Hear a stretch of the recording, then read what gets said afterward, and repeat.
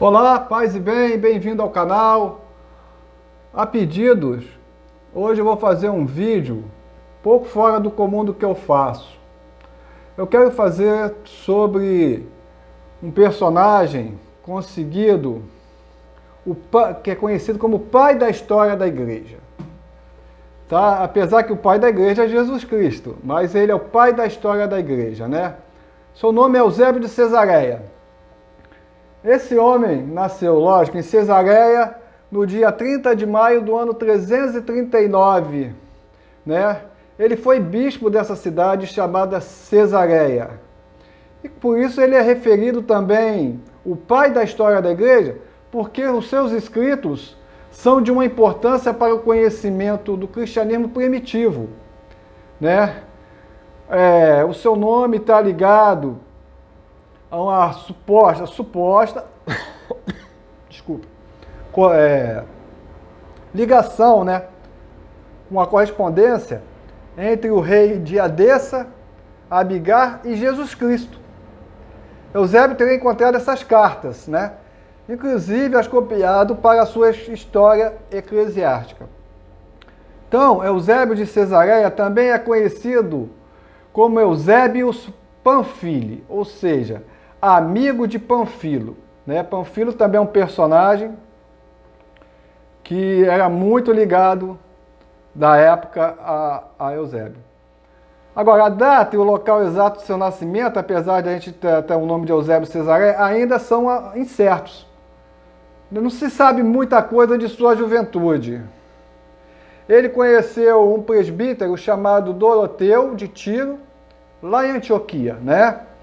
E provavelmente recebeu dele essa instrução, esse conhecimento exegeta, mais ou menos no princípio do terceiro século, né? No final do segundo século para o princípio do terceiro século. E ele ainda estava na Palestina. Ele também conheceu Constantino I, que visitava essa província, né, com Diocleciano, o imperador, já naquela época. Em 307, foi preso, Panfilo foi preso, esse, né, foi preso. Mas Eusébio continuou o projeto que com ele tinha começado. Como eu disse, era que no começo Panfilo era muito íntimo de Eusébio. O resultado foi uma apologia de Orígenes, terminada por Eusébio.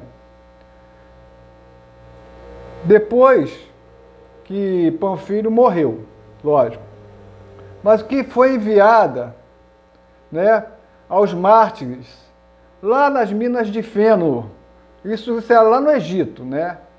Então,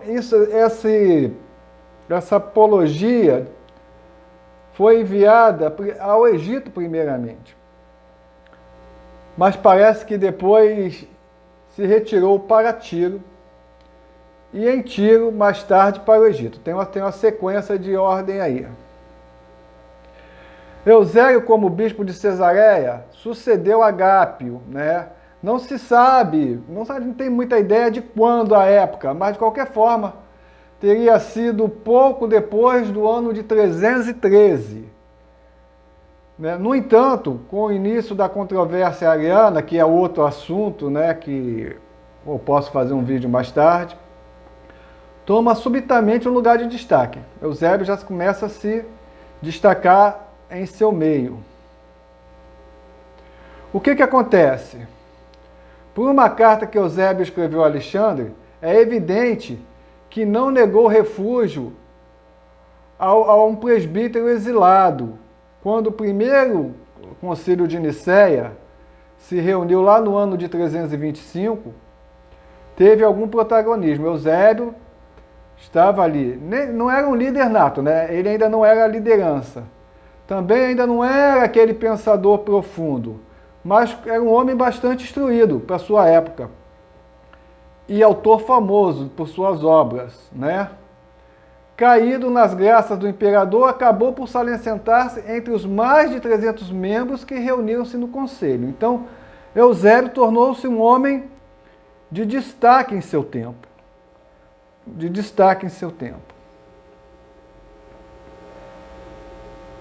Agora eu quero falar um pouco sobre algumas obras.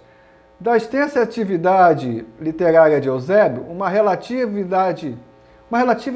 parte grande ainda foi preservada, muita coisa foi perdida. As obras literárias de Eusébio refletem o curso de sua vida. No início dedicou-se à crítica dos textos bíblicos, presta atenção, sob a influência de Panfilo de Cesareia, lá atrás, né? E provavelmente também de Doroteu, que era de outra escola, era da escola de Antioquia. Com as perseguições de Diocleciano e de Galério, dirigiu seu interesse para os mártires, tanto os da sua época como os anteriores. Esse interesse levou ele a escrever praticamente uma história da igreja. Ele se interessou tanto, que uma história da igreja, uma história universal, que segundo o ponto de vista de Eusébio, seria apenas a base para a história eclesiástica. Por isso que a gente está falando da história, como a gente falava no começo, que ele era o pai da história da igreja. Não foi isso que eu falei lá atrás? Nota-se também que, para Eusébio, a igreja aparece como sendo o motor da história da humanidade. Isso é interessante, tá? A igreja era a fonte que movia a humanidade, no parecer de Eusébio. Também a crônica de Eusébio e também as obras que versam a crítica bíblica. Lá o nosso amigo Panfilo de Cesareia e Eusébio ocuparam-se em conjunto, os dois, em conjunto da leitura crítica das Escrituras, tal como eram apresentadas na versão da Bíblia conhecida como Septuaginta. Isso aí era uma versão já tirada daquela época, que se baseava em fatos reais, bíblicos. Dedicaram-se ao estudo principalmente do Antigo Testamento, ainda que se debruçasse especialmente também sobre o Novo Testamento. Efetivamente, parece que um dos manuscritos lá da Septuaginta, que era preparado por Orígenes, tá? Teria sido trabalhado e revisto pelos dois. E também pode-se crer que São Jerônimo, entendeu? Também estava envolvido. Agora, a crônica, que eu quero dizer para você. As duas grandes obras históricas de Eusébio são a crônica e a história da igreja. A primeira em grego, né? Pandodape História, ou seja, a história universal. É dividida em duas partes. A primeira em grego, cronografia, ou seja, anais e a cronologia. Era um compêndio, um acompanhado da história universal organizada, segundo as diversas nações lá daquela época, recorrente às fontes históricas que Eusébio pesquisou arduamente. Ele se debruçou ali e pesquisou com muita vontade, com muito afinco, essas fontes. A segunda parte, em grego, Chronokai Canones, ou seja, canones cronológico, a cronologia dos cânones, dos escritos, né? Tenta estabelecer sincronismo, ou seja, né, uma certa nivelação entre elas, né, do material histórico e colunas paralelas. É um dos exemplos mais antigos do que é frequente hoje em dia nas obras de referência, ou seja, né, como enciclopédia, onde os frisos cronológicos se tornaram um instrumento de trabalho e consulta. Até hoje. Incrível, até hoje. O trabalho original no seu todo está perdido. Mas temos fragmentos dessas consultas, tá? Temos bastante coisa ainda. É só querer pesquisar e se aprofundar. Porém, pode ser reconstruído a partir dos excertos copiados, com incansável diligência pelos cronologistas da escola bizantina, sempre eles, né? Bizantina, especialmente Jorge Cinzello, que você pode pesquisar sobre ele mais tarde. As traduções em latim feitas por Jerônimo e as duas partes existem ainda numa tradução em armênio. ainda que o seu valor seja discutível devido às alterações em relação ao original, que poderão ter sido feitas pelos tradutores. A crônica, tal como a conhecemos, estende-se até o ano 325. Foi escrita antes da história da igreja. Interessante isso, né? Antes da história da igreja. Para finalizar,